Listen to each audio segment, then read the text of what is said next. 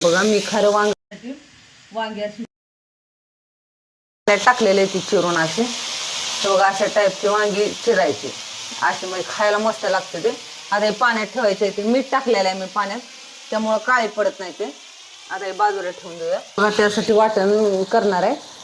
लसूण घेतलेला आहे 4-5 पाकळ्या, खोबरे घेतलेलं आहे, कोथिंबीर घेतलेलं आहे आणि शेंगदाणे घेतलेले आहे. ते जर तुम्हाला नुसती ग्रेव्ही का नाही त्या खोबऱ्याची करायची असली तर खोबऱ्याची करा, शेंगदाणे नाही टाकले तर चालते. मी शेंगदाणे भाजून घेतलेले आहे. ती मिक्सरचं भांडं घेतलेलं आहे, याच्यात खोबरं, लसूण आणि शेंगदाणे टाकायचं. कोथिंबीर नाही टाकायची कारण हिरवच होईल, त्यामुळे मी थोडीशी कोथिंबीर टाकलेली आहे. वरून टाकायचे शिजल्यानंतर. आता हे मिक्सरला बारीक करून घ्यायचं. यात थोडंसं पाणी ओतायचं वाटलं तर, नाही वाटलं तर नका ओतू. ग्रेव्ही मी करून घेतलेलं आहे, थोडंसं पाणी टाकलेलं आहे. आता फोडणी देऊया. तेल गरम करण्यात ठेवलेलं आहे पातेलं. आता चांगलं गरम होऊ द्यायचं आहे अगोदर. आता याच्यामध्ये 2 पळ्या तेल ओतायचं आहे.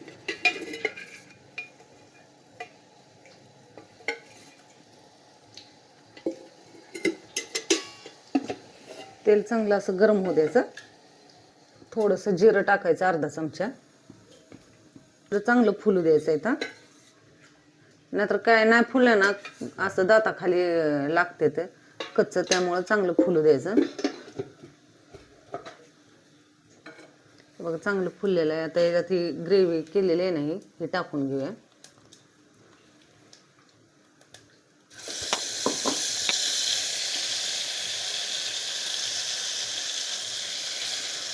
आणि भाजीला पाणी गरम करून घ्यायचं बरं का.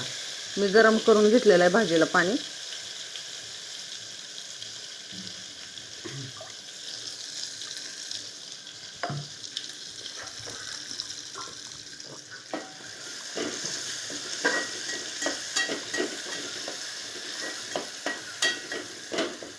चांगलं असं मिक्स करून घ्यायचं.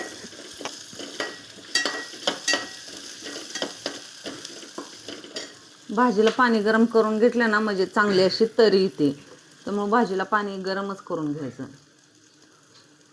थोडीशी हळद टाकायची. खायला मस्त वांग होतंय, खारी वांग.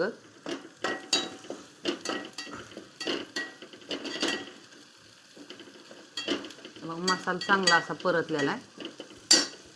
चांगला असा परतून घ्यायचा मसाला. हळद टाकली ना तर चांगलं असं मिक्स करून अगोदर घ्यायचं. याच्यात दुसरा कोणताही मसाला नाही टाकायचा. फक्त याच्यात मी धने पावडर टाकणार आहे 1 चमचा. चांगलं मिक्स करून घ्यायचं मसाला टाकल्यावर. आता याच्यात वांगी टाकून घ्यायची. चिरलेली वांगी आहेत ना ते टाकून घ्यायची. मिठाच्या पाण्यातच वांगी चिरून ठेवायच्या.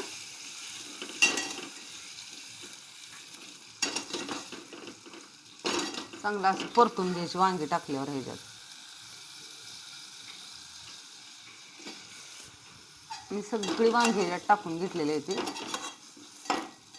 चांगलं असं परतून घेतलेलं आहे म्हणजे वांग्याला असा मसाला लागला जातो. आता याच्यात पाणी ओतून घ्यायचं. गरम पाणी ओतायचं, गार बिलकुल बी नाही.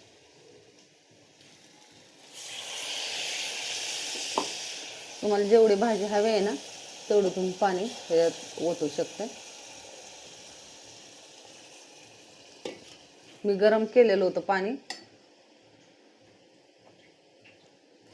ह्याच्यात थोडंसं मीठ टाकायचं चवीपुरतं, जास्त नाही. हे बघा थोडंसं, थोडीशी कोथिंबीर टाकायची. आता चांगलं शिजू द्यायचं. बघा मस्त असं शिजलेलं आहे वांग. मस्त अशी तरी आलेली आहे. चांगलं शिजवून घेतलेलं आहे मी वांग. आता गॅस बंद करायचा. तुम्हाला हवा असेल तर अजून थोडंसं तुम्ही आटवू शकता. भाकरी संग खाण्यासाठी मी थोडंसं ठेवलेलं आहे याच्यात पाणी. मसाला लागलेला असं काढून घ्यायचा आहे. किती मस्त झालेलं आहे. आता गॅस बंद करून ठेवणार आहे. एका वाटीत मी काढून घेते. खारं वांग खायला एकदम मस्त लागते. अशाच पद्धतीने करून बघा आणि लय पण नाही शिजवायचं. बघा किती मस्त असं दिसते. थोडीशी कोथिंबीर टाकायची वरून.